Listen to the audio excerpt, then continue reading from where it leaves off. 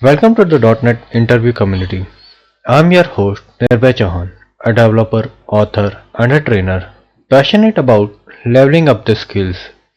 Whether you are gearing up for an interview or simply want to deepen your understanding of the .NET technologies, you have come to the right place.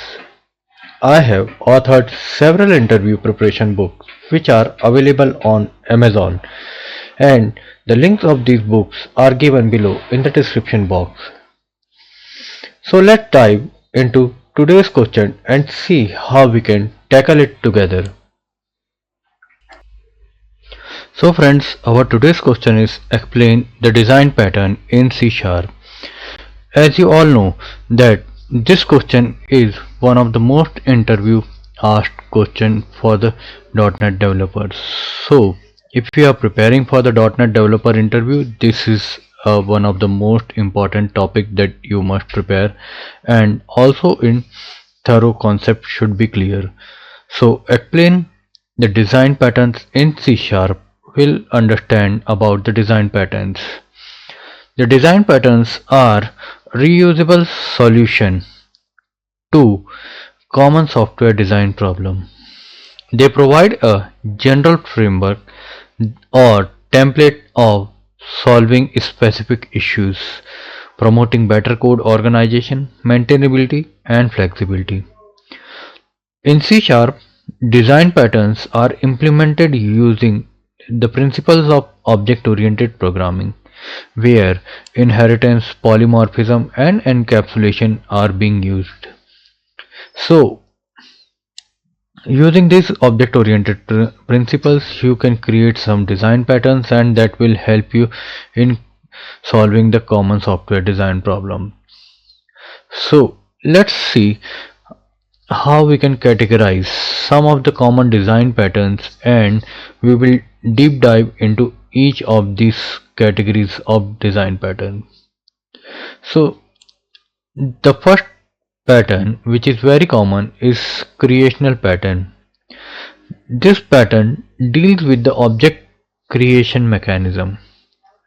Whenever you are trying to create an object in any manner, this is a suitable to the situation.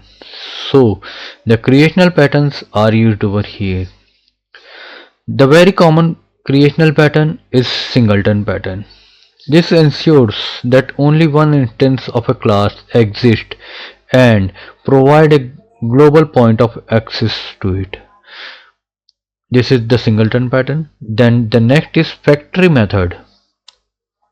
This defines an interface for creating an object, but let the subclass decide which class to instantiate. This is factory design pattern. And then we have the abstract factory from the creational design pattern. It provides an interface for creating families of related or dependent objects without specifying their concrete classes. So this is the abstract factory pattern. Now the next one is structural pattern. This pattern explains how to assemble objects into larger structures. So over here we have the adapter pattern, which converts the interface of a class into another interface's client aspect. Then we have another, that is decorator, dynamically adds responsibility to an object.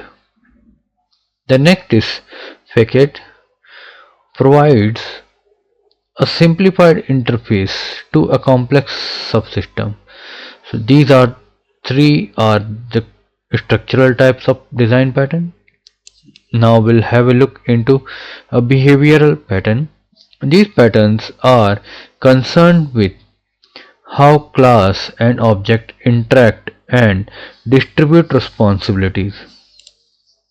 Over here, some of the commonly used behavioral patterns are observer pattern. It defines a one-to-many dependency between objects so that when one object changes state, all its dependents are notified and updated automatically. So this is observer pattern. The next is strategy pattern. This defines a family of algorithm encapsulated each one and make them interchangeable. This is a strategy pattern. The next is template method. It defines the stake of an algorithm in an operation differing some step to subclasses. So these are common categorization and some of the common used design pattern which falls under this common categorization. We are going to deep dive into each and every design pattern in brief in our coming videos. For the sake of this question, we can explain design pattern, some of the common categorization of design pattern, some examples of it, and the benefits of using the design pattern. The benefits of using design pattern is it improves code reusability, it enhances the code maintainability, it also increases the flexibility where the code is easier to adapt the changing requirements, and not to mention that better communication, that is like common terminology and understanding of pattern facilitate communication amongst the developer. So these are some of the common benefits that we get by using a well designed or a design pattern. So by understanding and applying these design patterns, you can create most robust, flexible and maintainable software system. Now let us know in the comment section that singleton design patterns comes under which category of design pattern. So friends, there you have it. I hope you have gained some valuable insight from this video. Don't forget to hit that like and subscribe button to stay updated on our latest content. And if you have any questions or want to discuss further, feel free to leave a comment below. Plus, let's connect. Follow Medium and LinkedIn content. The link is given below in the description box. See you in the next video.